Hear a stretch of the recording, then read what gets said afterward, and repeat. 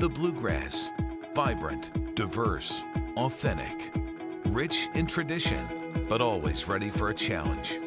You keep it moving. You help it stay strong. You make it special. And what connects us are the things that count. Family, faith, community, working hard, and playing hard. LEX 18 News, Central Kentucky's first TV station, has been telling your story for more than 60 years. The moments that test us, define us, and make us proud to call this place home. People you know, sharing the news you need when you need it. Technology you trust to keep your family safe. With experience that makes a real difference. Every day, every newscast, everywhere you need us. Thank you for counting on LEX 18 News. Count on LEX 18 News. A violent attack injured a student on the campus of Transylvania University. Pulled out the hatchet and just kind of hit it on the table. Plus, we've learned the identity and new details about the man accused. The suspect was once here on the campus, was once a student. Team coverage is straight ahead. And just blocks away, a woman was rushed to the hospital after a stabbing at a high-rise building. LEX 18 News at 5 starts now. Good evening, I'm Kevin Christopher. I'm Nancy Cox. Thank you for joining us at 5. It was a terrifying morning on the campus of Transylvania University in Lexington. Investigators say 19-year-old Mitchell Adkins of Cincinnati got into a campus cafe on Broadway and 3rd Streets and attacked 2 women with a machete. Then the former student was taken into custody. Lee Searcy's been on campus all day, and she begins our LEX 18 Big Story team coverage. Lee? Well, classes were canceled today after that violent, out-of-the-blue attack. The 2 victims are okay. One was treated here at the scene, the other taken to UK Hospital for her injuries. Take a look. This is the person that police have charged. He is 19-year-old Mitchell Adkins. That's according to 3 witnesses and people who actually know him. They confirmed to us that this is his Facebook picture. Now let's get back to what happened today. This all went down right before 9 o'clock this morning at the campus coffee shop Jasmine. Witnesses say Mitchell walked in yelling and attacked the 2 female students with a machete. A viewer shot cell phone video of the victim on a stretcher soon after the attack. She was alert and talking. Witnesses say Mitchell could be heard yelling, "This is the day of reckoning," then pulled out the machete and attacked that student. Campus police quickly tackled him and took him into custody. We're told that Transy's president was there and also assisted. This is what we know about Mitchell. Police say he is a former Transylvania University student. People with Transy connections tell me he reportedly left the school angry after getting pushback, major pushback, from some controversial conservative views he expressed. A witness who didn't want to speak publicly told me when he walked in the cafe, he immediately started asking people what political affiliation they are. I'm told the victims gave him an answer he didn't like, and that's when he stabbed them. Lexington police are staying tight-lipped about a motive. The suspect was once here on the campus, was once a student and had returned. So that looks to be part of the motive, what's going on, and why that person returned, we're not for sure, but we do know that. We're following up on that, and we'll be looking at his background. And we will have more on Atkins' troubling past coming up tonight at 6. But our Kelsey Borza actually talked to a witness who saw him walk into that coffee shop, and she joins us now with those details. Kelsey? Lee, that's right. Yeah, I talked to a Transy student this morning just moments after the attack, and he told me he actually encountered the man right before the attack. He says he was walking through the parking lot to get to the coffee shop when he saw the man get out of his truck. He says they both were walking towards the coffee shop at the same time, and he opened the door for the man. He said at the time he just thought he looked like a contractor or a handyman, and he had with him what looked like a tool bag. I went into Jasmine's, held the door open for him, and then he just came in, and I mean, again, like, he was dressed as kind of like a contract worker or something, and no one really knew what was going on, what to expect, and they just pulled out the hatchet and just kind of hit it on the table, and we all just looked over there. And again, I think the biggest shock was just students didn't know what was going on, didn't know if this was something serious. I mean, it was just, because you never expect something like that to happen on your campus. Michael then told me he actually heard the man shout, "This is the day of reckoning." He says the next thing he did was asked one of the girls in the coffee shop, "Are you a Democrat or are you a Republican?" She answered she was a Republican. He says then he heard the man ask another woman what her political affiliation was. He says that's when it was just chaos inside of the coffee shop and everyone went running. We're covering the news live in Lexington from the LEX 18 mobile newsroom. Back to you. Count on LEX 18 News. 5 counties, a 60-mile stretch. High-speed chase comes to an end with a pileup in Franklin County. We have team coverage of the chase and what sparked it. Plus, the Cats are in the swamp taking on the Gators tomorrow night. LEX 18 News at 5 starts now. Good evening, I'm Nancy Cox. And I'm Kevin Christopher. Thanks for joining us at 5. Boy, it was a wild and dangerous scene on the interstate today, with speeds topping 120 miles an hour from Berea to Frankfort. The chase spanned 60 miles. Several police agencies took part in the chase that ended in a crash along I-64 West in Frankfort. Kelsey Borza is live with the LEX 18 Big Story at 5. Yeah, the interstate here around exit 53 in Franklin County just opened up a few minutes ago. It was closed before 2 o'clock this afternoon when a suspect who was being chased by police wrecked his car as he was going through 5 different counties. Now, the chase started in Berea after some suspicious activity with credit cards at a bank. Police say one of the suspects took off in a white Charger. We've just learned the driver of that Charger is 26-year-old Ezra Conway of Illinois. Police say when Conway took off from the bank, that's when the chase began. Cruiser after cruiser in hot pursuit of this guy up I-75 and then onto I-64. At one point, the suspect was seen throwing money out of his window. We're told several cruisers were run off the road by him as he was trying to get away. Then, just before the bridge in Franklin County, police put down stop sticks, but the suspect drove around them, crashing into 2 cars. Like I said, he tried to avoid some spike strips, and when he did, he lost control, and that's when he hit another vehicle. And also, spun out of control and wrecked his vehicle as well. We're told the driver of that vehicle that he hit was taken to the hospital, but right now we don't know the extent of their injuries. We're covering the news live in Franklin County from the LEX 18 mobile newsroom. Back to you. It's the first Saturday in May. It's Derby Day. This is a day that the Commonwealth really, really shines. It's the one day where everyone in the world is a Kentuckian. It is so all about Kentucky. There's nothing else like it.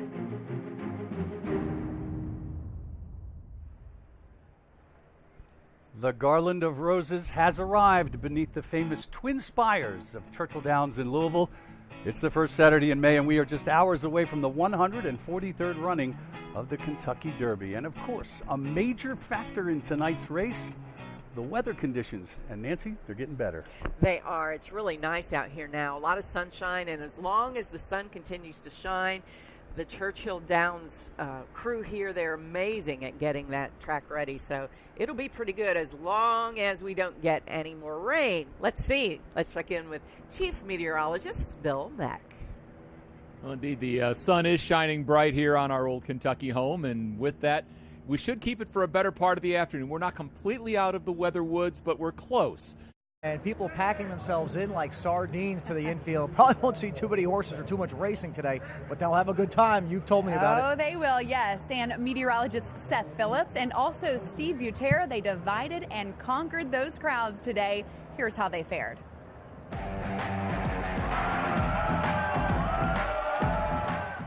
Well, hello from the infield, Steve Butera and Seth Phillips on what's been a very interesting day here. You notice anything different about what it looks like out here? Slightly. I'm feeling a little warmth right now and a little drier than, let's say, 9 warmth o'clock and dry. Those are the complete opposite words from what we just had an hour ago, okay? So just to let you know. You called the forecast. Well, so the Storm Tracker weather team, it was an effort. Bill, Tom, Jill, and myself. I'll be asking you for your picks later on, so, because if you got the forecast right, I mean, what's the money with you here? Another thing that's different, check out the crowd behind look at us. This out here, oh folks. my gosh, they are out. I'm seeing, let's see, we have some folks from Ohio. And they are having a good time. From Louisville. I saw folks all the way up from Minnesota and Seattle, Washington out here. They say they actually brought the rain here, so you can blame those folks from Seattle who came out here today. Yeah. There. So for Seth Phillips, I'm Steve Terry. We're signing off right now here at the here in the infield. Have a great time if you're heading out here to Louisville for the Derby, and we'll send it back over to you.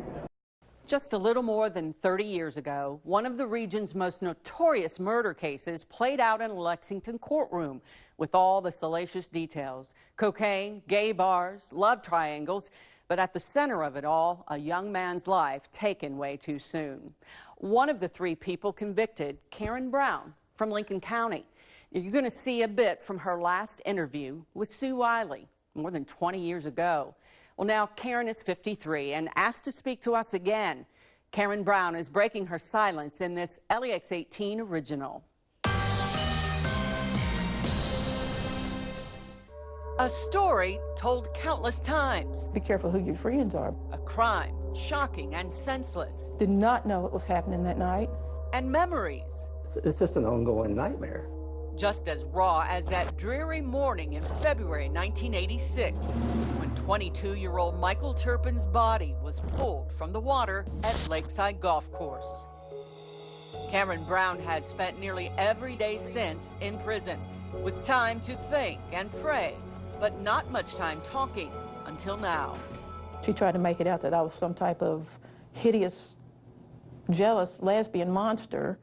Karen had known Elizabeth Turpin only 2 months when she says she found herself in the middle of a bloody and merciless ambush.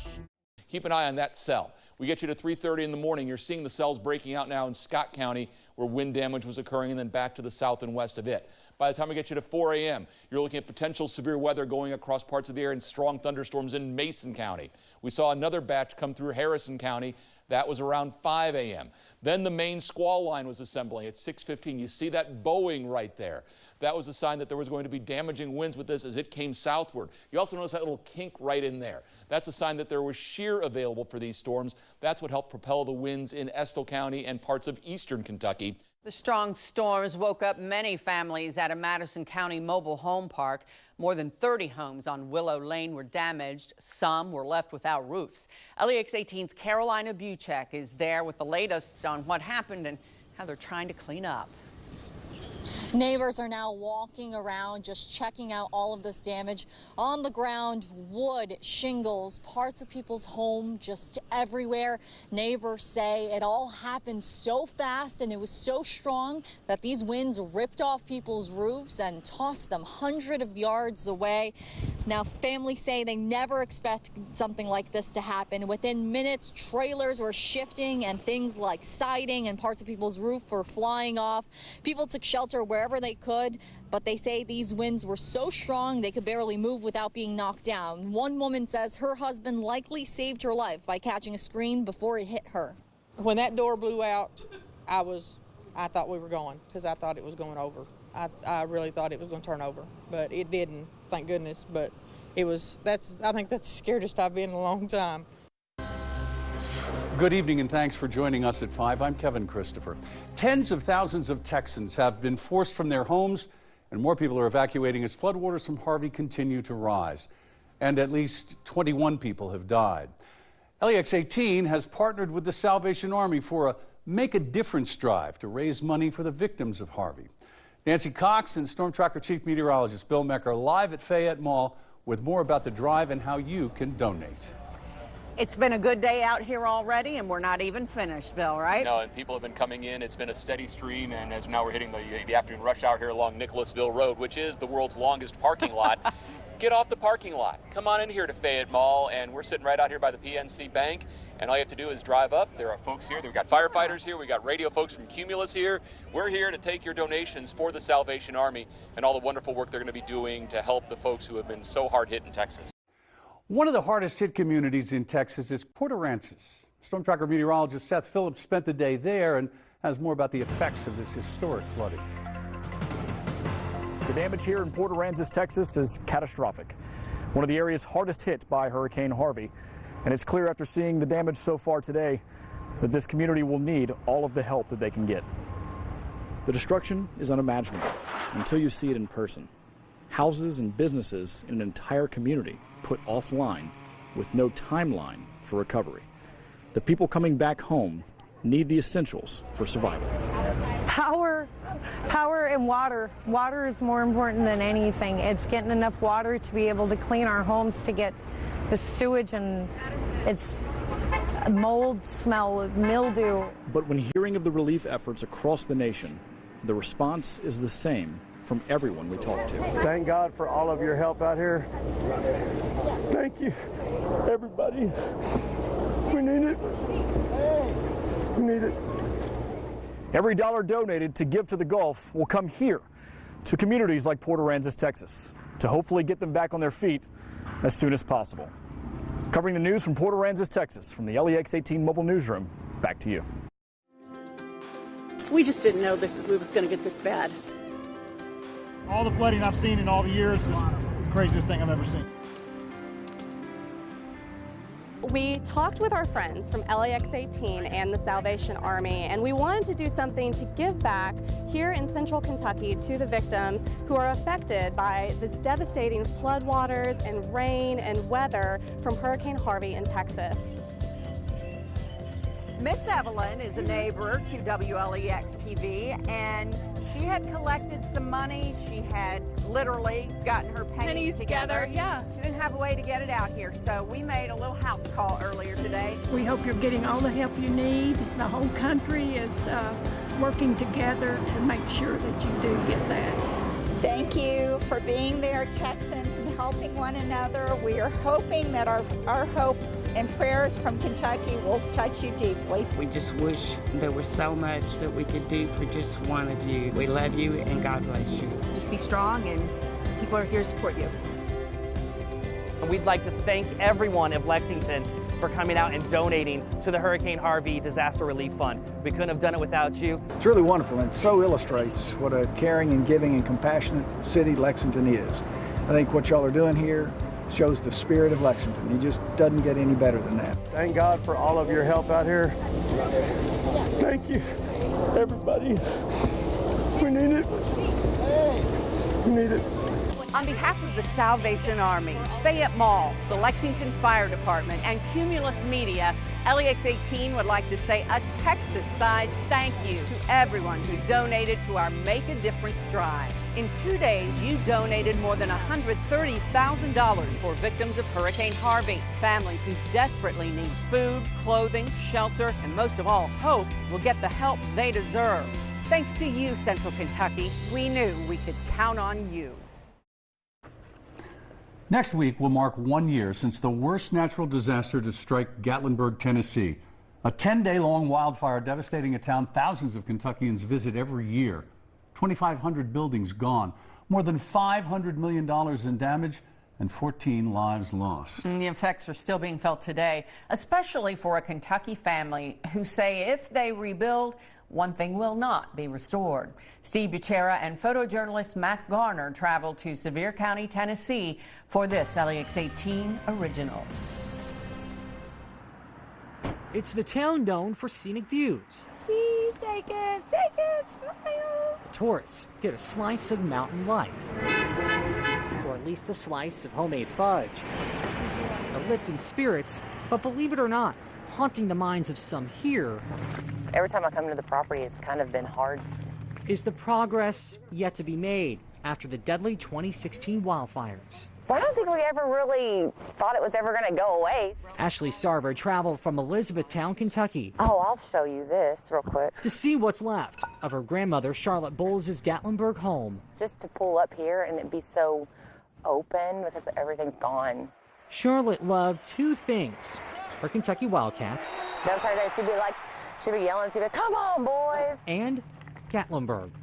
And didn't want to leave when the rapidly spreading fire came close to her home. When they were leaving, the image that I sent of the house, it was through a screen door kind of, and that was the smoke rolling up the mountain.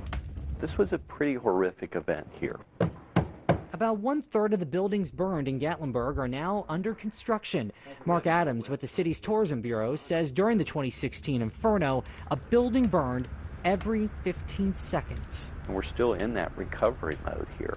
And we anticipate being in this mode for at least another year to 2 years, possibly even 3 years.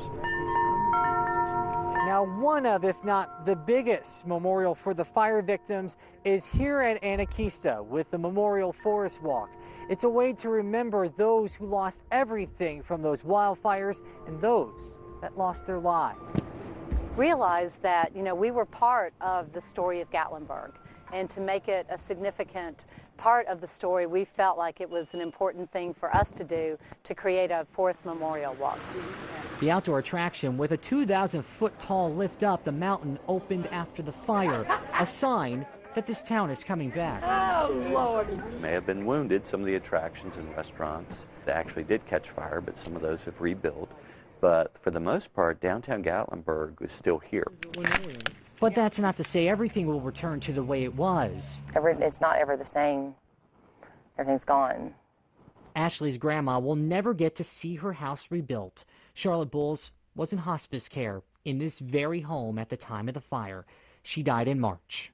It wasn't sad for the things that she had lost, but it just broke my heart that she lost everything right at the end. And she was ultimately going to die too. But sorry. In fact, the house she loved is now a resting place. Charlotte's ashes are scattered here. They're on this property, and then they're in the mountains. Those Tennessee mountains that she loved. The mountains charred from the fires 1 year ago. Those scenic views now slowly coming back. I just want to see it back. Absolutely for her. With photojournalist Matt Garner in Sevier County, Tennessee, Steve Butera, LEX 18 News.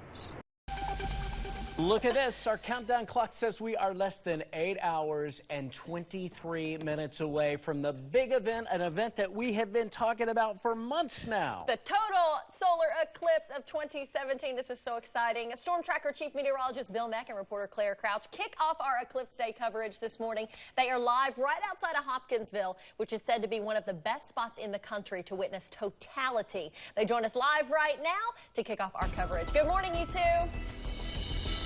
Oh, welcome to Bugland. Yeah, really. Out here on a farm, that never happens. Yeah, we're in the country, y'all. Like, this is legitimate. Right outside of Hopkinsville in Cerulean, Kentucky, which I personally, not being from Kentucky, didn't even know Cerulean existed until this week. All I knew in Christian County was Hopkinsville. Yeah. And there's so much more to Hopkinsville. There's cornfields, there's soybean fields, there's It's lots really of stuff. beautiful. It is. It's an agricultural county. Now, it's kind of neat looking around where we're on this farm, which is point zero, ground zero for this. You see all the lights from different media outlets that are doing their live shots this morning as well. They're all up there doing these little generic things. No. We come to the exact location of point zero, maximum eclipse. At that point, the sun, the moon, and the earth will be perfectly lined up 1:24 Central Time when that occurs here, and that's the 100% coverage. That is the point of greatest eclipse. So yeah, let them do their generic. We bring this to you. We're not messing around. Exclusively. Exactly. Live from Hopkinsville, this is LEX 18 News special coverage. Darkness and daylight. Total Eclipse 2017. Good afternoon, and thank you for joining us for this LEX 18 News special report, Daylight in Darkness, Total Eclipse 2017. I'm Nancy Cox, and it's been 38 years, 6 months, and 6 days since Kentucky saw its last solar eclipse. That was February 26, 1979. But that eclipse didn't stretch coast to coast, and today's big event is the first time that's happened since June 8th, 1918, more than 99 years ago. Well, today's track began in Oregon, cutting a 70-mile wide path across the United States, ending near Charleston, South Carolina. Now, what is a total solar eclipse? It happens when the sun, the moon, and the earth are in perfect alignment. The sun then casts the moon's shadow across the earth.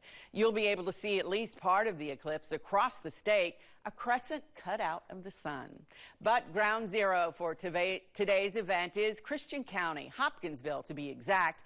LEX 18 Chief Meteorologist Bill Mack and reporter Claire Crouch are just outside Hopkinsville, right in the heart of the action in Cerulean. We are doing it the way you have to look at it right now. You have to look through special eclipse glasses still, which if you're outside and in enjoying the eclipse, you need to have something like this or some type of indirect viewing in order to see the eclipse. Now, when it reaches totality here in Hopkinsville, we can take these off and we can actually look directly at the sun when we will see things that just aren't normally seen. The corona, we'll be able to see planets in daylight, all kinds of amazing things. Well, the crowds didn't stick around long after light returned to Hopkinsville, but Bill Meck and Claire Crouch are still there just a few hours after witnessing the total solar eclipse. Oh, what a day it has been out here. Now, it's been a hot day out here, no two ways around it. The eclipse was actually a welcome reprieve because it dropped the temperature about 10 degrees. Now we found our blessed mother of shade out here, and it has been a godsend out here because it has been scorching hot. But what an amazing, wonderful day out here. Truly, it's just been a day that I will never forget. It's been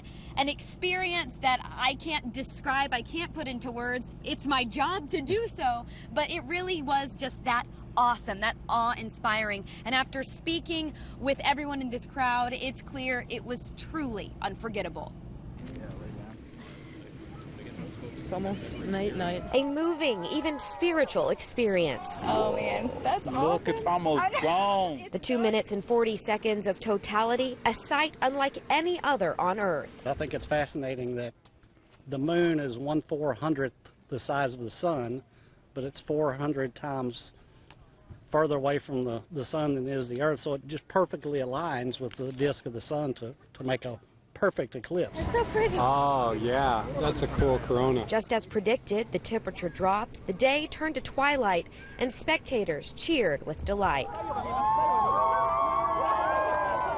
Go up through here, there's a guy up there with a vest on. When the day started, the big talk was about the smaller than expected crowds. We drove 10 hours to be here, so at point of greatest eclipse, so I just think people are nice. We've met people all around the world.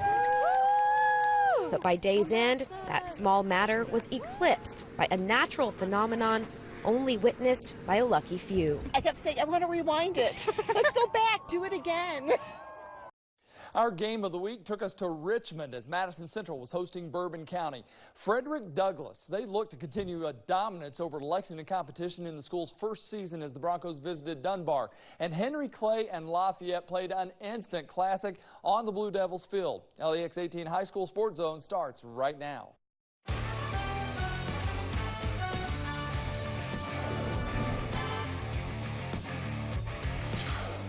Good evening. People who knew how fast you ran from there to here. Welcome to the award-winning LEX 18 High School Sports Zone. With my partner, Mr. Keith Farmer, I'm Alan Cutler, homecoming pal. If they only knew how you ran earlier.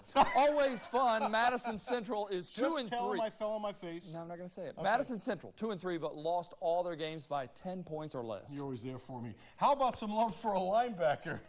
For Bourbon, 3 and 1. Dalton Williams. I don't know who this kid is. He had 24 tackles last week in a Bourbon County win. All right, can Madison Central beat Bourbon County 3 times in a row? Kyle Scott has our LEX 18 High School game of the week.